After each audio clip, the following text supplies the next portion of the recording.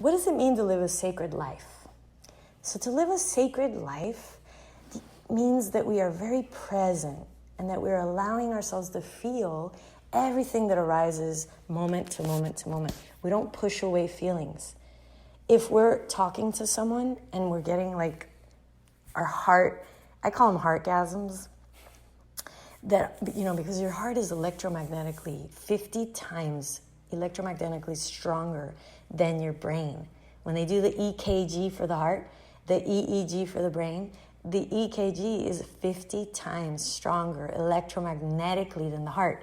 So if we focus on being in the heart-centered, we are going to be able to feel more the energy that we are. And your soul is that part of you that is watching everything, observing everything without any judgment, criticism, and analysis. So there's a part of us that is the witness. This is what meditation is all about. And when we feel ourselves just watching, like we're a video camera, that's the goal really in life. That's what the Buddha did, is there's no suffering when you're just like witnessing everything. You don't judge it. You don't get angry about it. It doesn't cause you any suffering because you don't have an opinion about it. And so witnessing everything is being spiritual. It's as spiritual as you can get. So you're in the present moment when you are witnessing. And there's another name for it, having a direct experience with something or someone. So for example, I could take an apple and put it in my mouth and just feel the texture, feel the temperature, feel the taste. And then I could have this experience where I'm communing with the energy of the apple and all the different sensations. But I don't say, I love this apple or I hate this apple. You just keep experiencing and you're curious and you wish to explore the apple in the present moment. But you don't say, oh, this is not a green apple. This doesn't taste like the apple I had 3 years ago in Boston in the orchard while I was apple picking. You don't compare it. You're there with that one apple in this present moment because that's all we have. And so this is the difference with living a sacred life and knowing that every moment is on purpose. That you actually were thought up into form by our Creator. And that's why you're here. And so you live in this space of magic because you're like, wow, you know, things just happen. Magic just happens. Miracles just happen. The way that we really truly are is abundant. And we're always being given opportunities to deepen love, the experience of love, which is why we're here. That's why the Creator gave us this heart that flows oxytocin that is 50 times electromagnetically strong, saying, pay attention to it. So a spiritual person is a person who is embodied. They feel everything. A spiritual person, a sacred person, is a person that checks in with their heart. And so they're not just analyzing what they want to do. They close their eyes, they feel, because closing your eyes makes you go inside. What's true for me? What is true to my heart? What is true to my heart and my soul?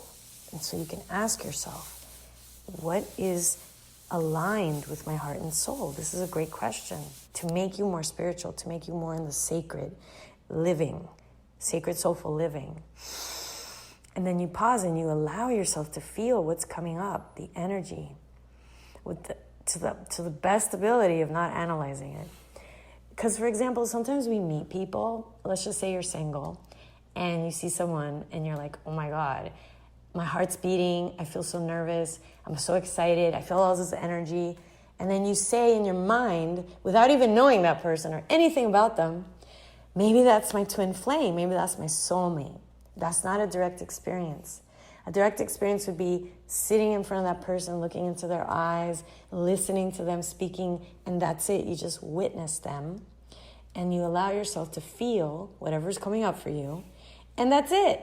And so can you imagine how much easier life could be for everybody if we didn't analyze everything people said? And we just appreciate that people get whatever they do, not overthink. So the minute we go into the overthinking, we are blocking the ability to receive intuitive knowledge, wisdom, intuitive knowledge, access.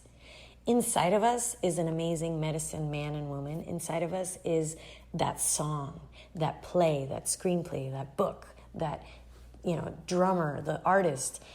But we can't listen to the magic or the miraculous or the abundant if we're not present. And so analysis, saying to yourself, I want to understand, why is this happening? Why am I doing this? That blocks the access to the freedom of clarity. And so if you ever say, why am I feeling this way? I don't understand. Why is this happening? Why did I do this? A great tool is to just close your eyes, shut up and breathe, and feel, and be self-aware. This is self-awareness. Self-awareness causes us to quiet the mind. Take a deep breath, because it's always going to be in the present. So the breath always brings you to your soul. And then just flow the energy of those emotions that are coming up with, I want to understand what's happening. Why is this happening? Why is she doing that? Why? And then process those emotions. Give yourself the time to release this energy. And then once you feel more at peace, you can then ask heart and soul, creator, inner wisdom, what would you like to create? How can I love myself more? How can I support myself more? What would I like? What would I wish to create now? And then imagine what it is. Notice if anything comes to you. And if nothing comes to you, just be the witness of that and be happy with that, because trust that that's happening on purpose. Everything's on purpose. And it's always happening for you. So how can I grow from this? How can this offer me something? Clarity, strength, wisdom. And so we're constantly looking to grow, to expand, to deepen our understanding of love. And guess what love is? Love is just the acceptance of everything. That's it. I accept everything. I decide to love everything. Are you willing to love the unlovable you? And are you willing to forgive the unforgivable you? And are you willing to accept the unacceptable you? Are you willing to love the parts of you that you're ashamed of? Yes? And so if your answer is yes, then you will understand love. But if you're like, no, I only love, that I'm a good runner, and I love that I make a lot of money, and I love, but I really don't love that I don't prioritize myself. Okay, so are you willing to love the you that doesn't prioritize you very well in the past, up until now? And so part of this work is about loving the parts of ourselves that we didn't love, and finding the gifts of not prioritizing ourselves. So how is it a benefit to me? I got to experience how crappy it feels and tiring it is and exhausting to put everybody else first and to put work first. And just, and I get to feel how shitty that feels, and that maybe that'll motivate me. Oh, actually, I'm ready to change. And so we get to say thank you to the parts of me that have neglected me. And probably we have neglected ourselves or not paid enough attention or prioritized. It would be curious to know, how were your parents? Did your parents make you a priority, in your opinion? And it wasn't about if they did or not. It was about, did you believe that they did or not? What do you perceive? So that's another one where the parents are like, how can you think that I wasn't there for you? I did everything for you. And you're like, no, you didn't. And so it's not about what your parents think. It's about, what story did I make up, and how is it weighing on me right now? Am I resentful? Am I bitter? And you might be 50 years old, and they might be dead, and you're still angry. And so this is where you say, I love the part of me that thought that I was neglected by my parents. I am willing to forgive that part of me that was so hard on my parents, or that made up these stories. We all just make up stories and give meaning to everything. We do it. That's what we do. So to heal means to love the parts of us that we created some type of story that we weren't good enough, that we weren't enough, that we weren't the priority, that we aren't enough. So you get to love and say, I love the parts of me that think I'm not enough. I love the perfectionist parts of me that pressure myself, that are constantly pressuring me to be better. I love you. Thank you for everything you're teaching me.